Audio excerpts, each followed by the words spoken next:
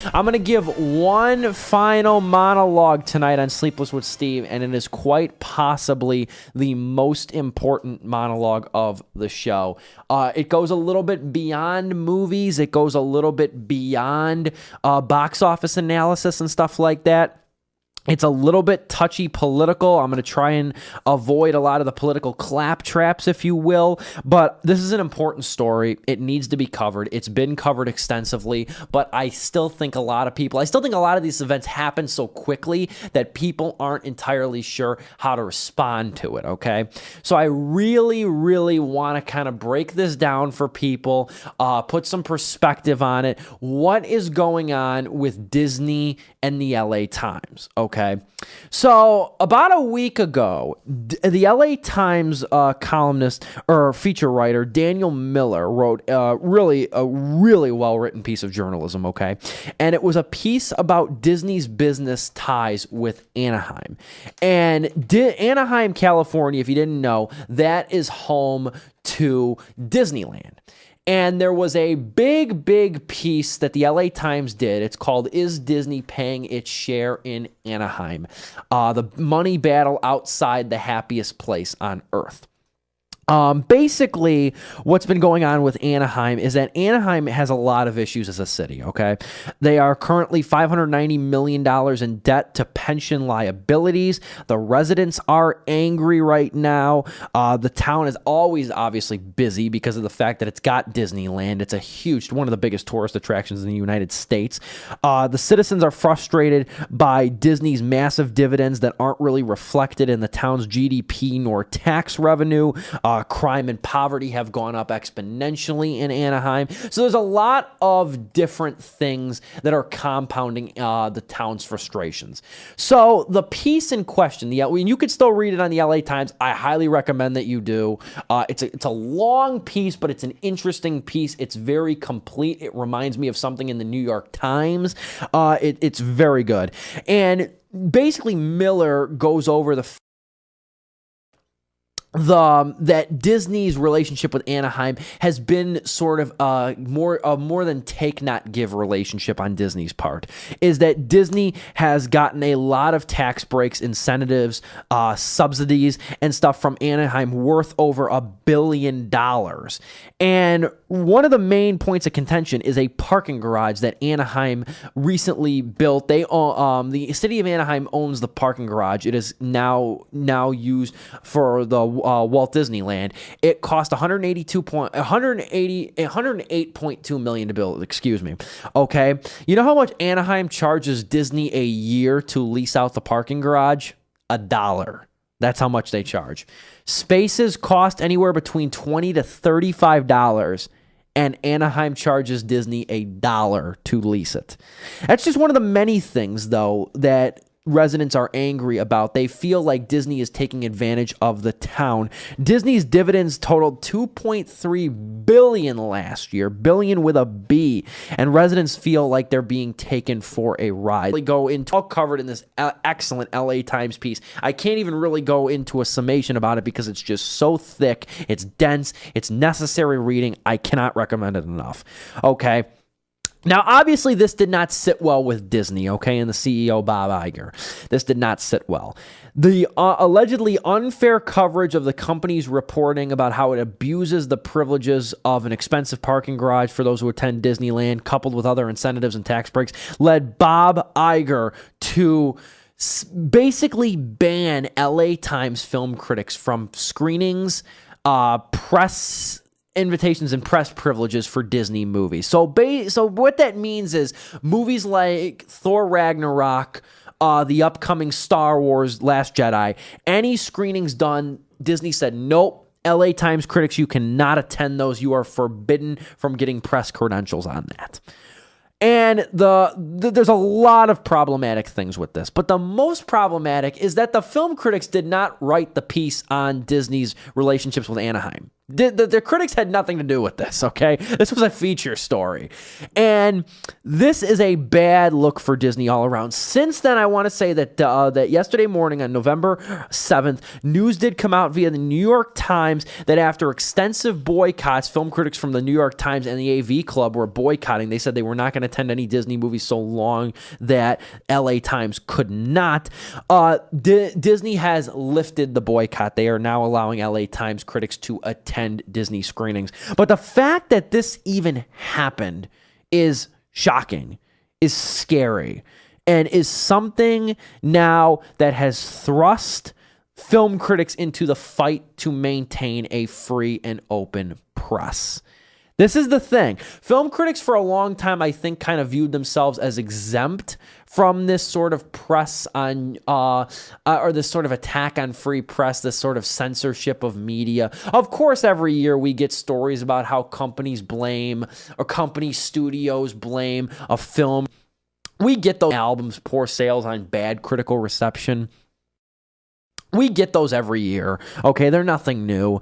And it sort of goes back to the idea that, like, even critics themselves have to defend and say we're not mouthpieces for studios. We give our opinions based on the quality that's presented to us, and we give our opinions on that.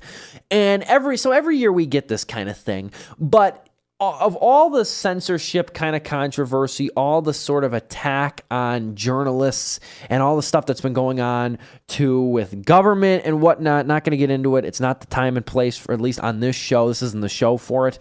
But with all that going on, film critics have kind of remained on the outskirts. They're kind of like, we do what we do. It's opinion. It's protected by the free speech. Well, now Disney has officially made it clear that, you know what, film critics, you're not exempt from this. Anybody that writes for a big publication or a newspaper publication, you are now part of this. You are now part of this fight to maintain a free and open press. And I'll tell you who this is not looking good for. Besides Disney, if you want to put a name to the face over here, Bob Iger. This does not look good for the CEO right now. Bob Iger is rumored to have a presidential campaign coming up in 2020. Okay, he's rumored to be one of the presidential nominees. Now, he cut ties with the LA Times and saying that the critics could not attend Disney screenings. Can you imagine what he would do to the press if he got negative buzz? Can you imagine for a second what he would do, okay? We've seen this happen before with a couple presidents, okay? What would happen now if Bob Iger runs for president? How would he handle the media? This is not good optics. Not at all. And another story that came out, and I'm not going to touch on this because of the fact that it's just, I do not have a lot of information, okay, on it. And it was kind of talked about, and then there was talks about it, and then they kind of simmered. There's reports now that Disney has been holding talks to acquire most of the assets of 21st Century Fox, which would be huge in expanding the Disney monopoly now. That's like empire that's growing into becoming a monopoly. I might have more on that next week when I get more stories, because really this was a story that the potential Disney acquisition of 20th Century Fox, or the merger, if you will, was really overshadowed by this blackout, especially when New York Times film critics, when AV Club film critics were starting to fight back as well. But this is a totally bad look for Disney, totally bad look for Iger, who went right for the punishment. There was no statement of discontent needed or anything like that. There was no sort of statement of frustration. It was just right. LA Times critics, you're not coming to screenings anymore. Your privileges have been revoked. And this is scary. I'll tell you right now. I highly recommend, again, it's a great piece. Check it out. Is Disney Paying Its Share in Anaheim is the title, by Daniel Miller for the LA Times. Cannot recommend this one enough. Great piece, like I said. Goes into a lot of different things about Mayor Tom Tate. That's the mayor of Anaheim, a lot of the politicians who are thinking that the city's finances are kind of just being squeezed, and the fact that it's resulting in pension liabilities, surmounting into debt and stuff like that. Again, Anaheim's crime has risen over 10% in the last 20 years too. Anaheim's got a lot of problems, and it seems that Disney, for being a big part of that community and that town, isn't paying their dues forward, okay? And another thing, too, is that a lot of these critics, too, stood up for the LA Times critics, which was really cool to see. A lot of good solidarity and whatnot. That was very nice. That they were saying, you know what? Not only the NY Times said this, the AV Club said this, too. They said, not only are we not going to go see Disney movies, but when it comes time for these critic circles that we run to vote for what movies get nominated for the Oscars, Disney, your name's not coming up.